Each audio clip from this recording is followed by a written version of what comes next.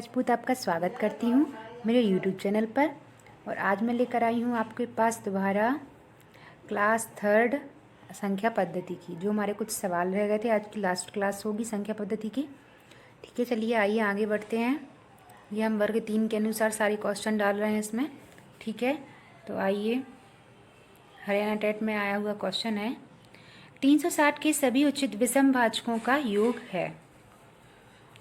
तो विषम भाजकों का योग बताना है हमें 360 के। तो 360 में किन किन विषम संख्याओं का भाग जाता है, हमें ये पता करना है। तो बताइए, सबसे पहले तो 1 का जाएगा, फिर 3 का, 5 का, 7 का तो जाएगा नहीं, 9 का जाएगा, 15 का, और आई थिंक 45। ठीक है, इसके अलावा कोई नहीं, हमारे हिसाब से तो कोई नहीं हो सकती विषम संख्या। ठीक है, होंगी लेकिन विषम नहीं होंगी। ठीक है, तो एक मिनट, क्या कहा गया है, योग निकालना। तो ठीक है, इन सबको आप जोड़ दीजिए। क्या क्या लिखा था हमने, 1 3 5 15 45, इनको जोड़ दीजिए। 5 और 3 8 और 1 9 15 45, हाँ जोड़ के देख लीजिए आप, आपका 78 आएगा जहाँ तक। ठीक है, तो हमारा आंसर हो जाएगा A 78।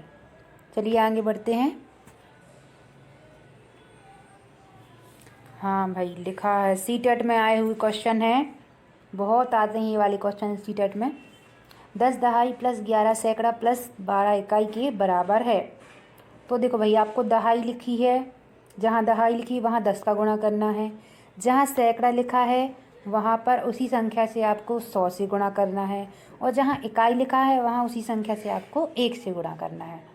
और जो बीच में चिन्ह लगे हैं उनको कर दीजिए सॉल्व। ठीक है, चलिए करते हैं।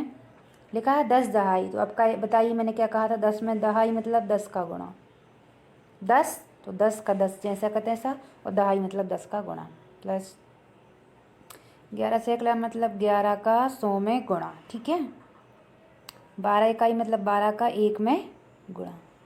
चलिए इसको कर लीजिए सॉल्व। यहाँ आ जाएगा 100, 1100 और 12। ठीक है, तो जोड़ लीजिए 1100 और 100 तो हो गया 1200, और ये हो गया 12, तो 1212।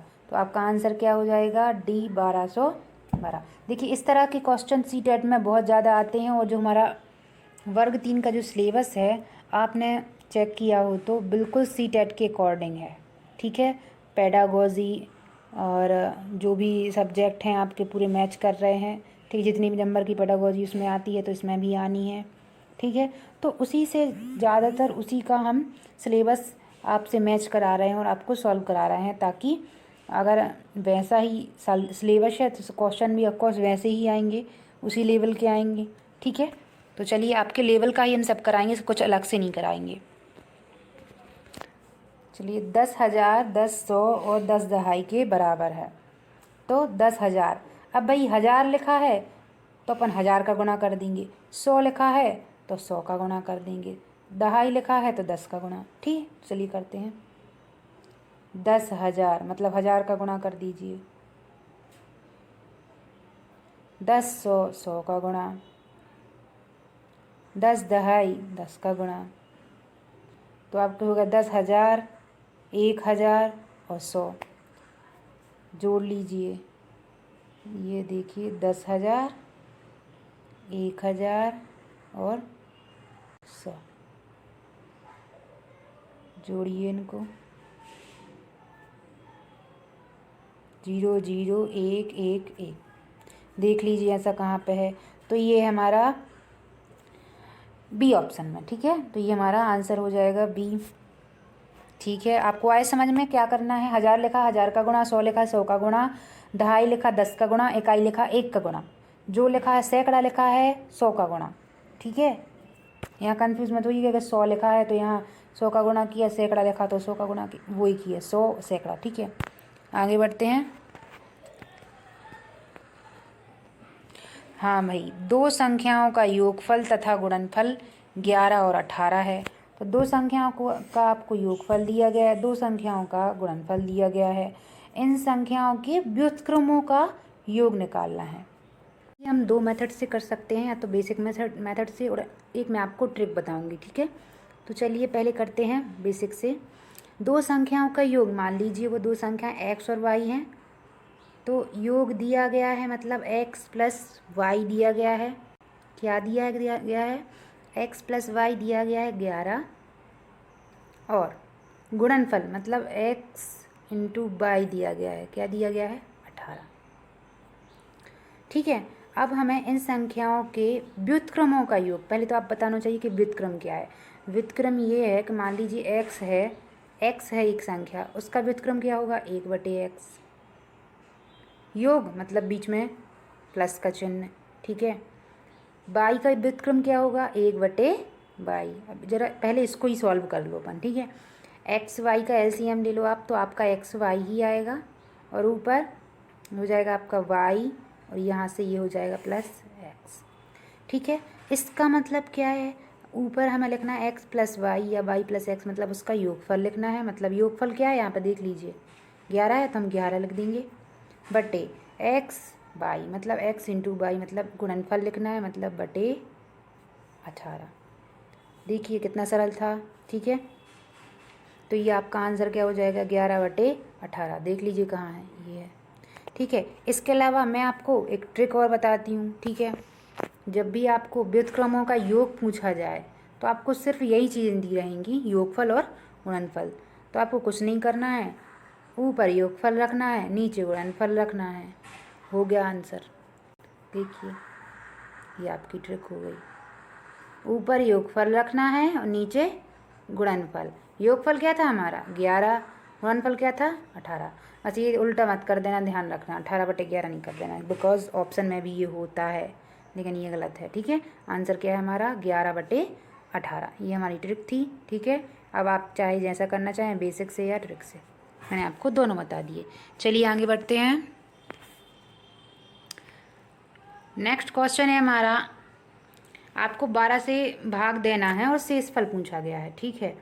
तो हम यहाँ पे संख्या लिख लेंगे,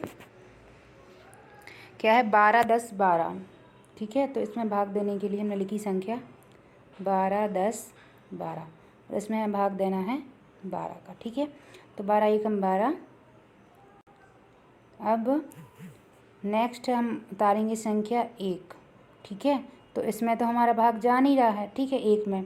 तो क्या करेंगे? भागना जाए भागना 30 शून्य रखेंगे और अगली संख्या उतारेंगे। अगली संख्या क्या है? 0, तो हमने उतारा 0। अब क्या यहाँ 10 में भाग जा रहा है? नहीं जा रहा है, इसलिए फिर से भागना जाए भागना 30 शून्य रखेंगे और अगली संख्या उतारेंगे। अगली संख्या क्या है? 1 है, तो हमने 1 उतारा। अब डिवाइड कर दीजिए, अब तो चला जाएगा भाग। तो क्या होता है? 12 8 96, तो यहाँ 8 बार भाग जाएगा, तो यहाँ 8 लिख दिया और यहाँ लिख देंगे 96। घटा लीजिए, कितना बचेगा? 5 बचेगा। अब हम अगली संख्या उतार लेंगे 2, ठीक है। पढ़िए ज़रा, 12 36 12 चौके 48, 4 बार जाएगा, तो यहाँ 4 लिख देंगे और यहाँ 48, तो 48 आप घटा के देख लीजिए 4 आएगा, ठीक है। तो ये शेषफल क्या हो जाएगा? शेषफल ही पूछा था ना, 4 हो जाएगा आपका शेषफल। तो यहाँ पे क्या हो जाएगा? हमारा शेषफल 4 हो जाएगा और आंसर भी क्या हो जाएगा? 4, ठीक है। तो इस तरह से सॉल्व किया। आगे बढ़ते हैं। अगला क्वेश्चन है हमारा, 104 गुणित 50 के बराबर क्या है? ऑप्शन देख लीजिए, आप चेक कर लीजिए क्या होगा। अब ये बताइए 104 को क्या लिख सकते हैं? 104 को हम इस तरह से लिख सकते हैं क्या कि 100 धन 4 लिख सकते हैं क्या? जी बिल्कुल लिख सकते हैं, और ये आपके 50 पहले से ही हैं, ठीक है। अब आपने जैसे ही लिखा कि 100 धन 4 गुणित 50, तो अब आप इसमें गुणा करेंगे या नहीं करेंगे ना? तो 50 का गुणा पहले काय में करेंगे? 100 में करेंगे। तो कर दीजिए 50 का गुणा 100 में, तो क्या हो जाएंगे? 5000। लेकिन आप देख लीजिए ऑप्शन में इस तरीके से नहीं दिया है, आपको दिया है ऐसे 100 गुणित 50, बीच में धन लिखा है तो धन लिख दीजिए, और 50 गुणित 4, ऐसा देख लीजिए कहाँ पर है। ये है, देखो भाई, लास्ट डी ऑप्शन में ये है जो हमारा आया था। ठीक है, तो इस तरह से हम इसको सॉल्व कर लेंगे कि 104 को कैसे लिखा हमने। ठीक है, आगे बढ़ते हैं। निम्न में से कौन सी संख्या 4 और 9 से भाज्य है? तो भाई ऐसे क्वेश्चन करने के लिए हमें विभाज्यता के नियम आना जरूरी है। तो ठीक है, अगर आपसे आते हैं तो अच्छी बात है, वरना आप ज़रूर इसको देख लीजिए एक बार। ठीक है, तो 4 से और 9 दोनों से विभाजित होनी चाहिए संख्या। ठीक है, तो अगर वो 4 और 9 से विभाजित, तो 4 का नियम आना चाहिए और 9 का नियम आना चाहिए। 4 का नियम क्या है? 4 के लिए हम लास्ट के 2 अंक अगर 4 से विभाजित होंगे तो 4 से डिवाइड होगी, और 9 में हम संख्याओं का योग चेक करते हैं। ठीक है, संख्याओं का योग अगर 9 से डिवाइड है तो वो संख्या भी 9 से डिवाइड है। यहाँ देखिए लास्ट में 68 है, तो 4 से डिवाइड है क्या? 4 एकम 4 और 4 सत्ते 8, हाँ हो जाएगी भाई। अब 9 से है क्या, जोड़ के देख लो, 3 2 5 6 11, और ये 11 और 8 आपके 19, तो 19 9 से विभाजित नहीं है, इसलिए तो गया। ठीक है, नेक्स्ट देखते हैं। 7 और 2 9, 10 11 12, और ये 6 आपके 18, तो ये 9 से तो हो जाएगा आपका। और रहा 4 से, तो 36 लास्ट की संख्या, 4 2 संख्या वाले अंक देखेंगे तो ये 4 से विभाजित हो रहे हैं, मतलब ये संख्या जो है आपकी 4 और 9 200 दोनों से विभाजित हो रही है, इसलिए हमारा आंसर भी क्या होगा? बी। ठीक है, चलिए आगे बढ़ते हैं। किसी प्राकृत संख्या का प्रत्येक अंक या तो 3 या 4 है। ठीक है, प्रत्येक अंक 3 3 3 3 3 या 4 4 4। ठीक है, यह संख्या 3 और 4 दोनों से विभाजित, लेकिन 3 से भी विभाजित होनी चाहिए और 4 से भी। तो सबसे छोटी संख्या क्या है? तो भाई देखो, 3 से विभाजित होने के लिए हम वही करेंगे, 3 का नियम। ठीक है, और 4 में अगर वो 4 से विभाजित लास्ट के 2 अंक। ठीक है, तो नियम आपको मालूम होने चाहिए, बाकी तो आसान है ही। तो देखते हैं हमारा पहली संख्या देखिए 3 3 3, 3 से तो विभाजित हो जाएगी, लेकिन आप बताइए लास्ट के 2 अंक अगर हम लें 33, 4 से विभाजित होंगे क्या? नहीं, तो ये हमारा आंसर नहीं होगा। नेक्स्ट 4 4 4 444 अगर हम देखें तो 4 से विभाजित तो होगा ही। अब 3 से देख लें, ज़रा जोड़ के देखें, 4 4 और 4 तो हो जाएंगे आपके 12, और ये 12 3 से विभाजित हो जाएगा, इसलिए ये संख्या जो 444 है वो 3 से विभाजित है और 4 से विभाजित है, दोनों से है, इसलिए हमारा आंसर क्या हो जाएगा? बी। चलिए दोस्तों आगे बढ़ते हैं। बहुत इजी थे वैसे ये सवाल। ठीक है, लेकिन इस तरह के चूँकि आते हैं इसलिए मैंने आपको करा दिए। 26 और 26 शतांश को लिखा जाता है। सीटेट में कई बार ऐसा ही क्वेश्चन आ चुका है। ठीक है, 2014 में तो आया ही, लेकिन कई बार ऐसे क्वेश्चन आ चुके हैं। तो भाई 26 और 26 शतांश को लिखा जाता है, इसको क्या करेंगे? 26 और मतलब 26 आपका पूरा है, और मतलब प्लस शतांश मतलब बटे में 100। ठीक है, तो बटे में 100 कर दीजिए 26 के, ये कर दिया हमने। अभी बताइए 26 बटे 100 को क्या लिखोगे आप? क्या लिखोगे 26 बटे 100 को? 26 बटे 100 को आप 0.26 लिखोगे ना। ठीक है, और आपको 26 पहले से ही ऐड करने थे, कर दीजिए ऐड। क्या हो जाएगा? 26.26। देख लीजिए कहाँ है ये आंसर, ये रहा आपका आंसर ए में, बिल्कुल परफेक्ट आंसर ए है 26.26। तो जब भी आपको ऐसा क्वेश्चन आए और लिखा हो बीच में तो आपको प्लस लगा देना है। ठीक है, शतांश मतलब बटे में 100, दशांश मतलब बटे में 10, सहस्त्रांश मतलब बटे में 1000। ठीक है, ये चीज़ें आपको पता होनी चाहिए क्योंकि ऐसे ही क्वेश्चन आते हैं। ठीक है, आगे बढ़ते हैं।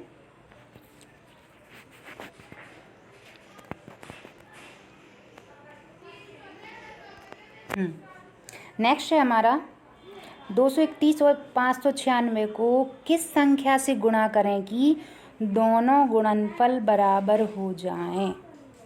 तो भाई ये तो बिल्कुल, अगर हम थोड़ा सा दिमाग लगाएं तो हमें पता है कि यदि हम कोई भी संख्या का गुणा 0 में करें तो जो उसका गुणनफल होता है वो 0 ही आता है।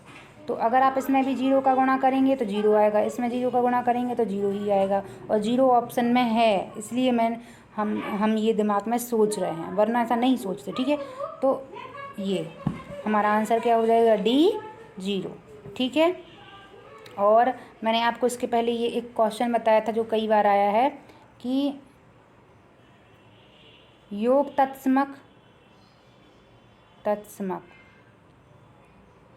ठीक है, क्या है आपका योग तत्समक, ऐसा संख्या जो आप जोड़ो तो वही संख्या है, ये आपका 0 है। ठीक है, और गुणन तत्समक क्या है आपका, ये आपको पता होने चाहिए, दोनों बहुत इंपॉर्टेंट है ये, योग तत्समक और गुणन तत्समक। तो गुणन तत्समक आपका होगा 1 का गुणा आप कहीं भी कर दो वही संख्या आएगी, योग तत्समक 0 को आप कहीं भी जोड़ दो वही आएगी। ठीक है, ये इम्पोर्टेंट है। चलिए आगे बढ़ते हैं।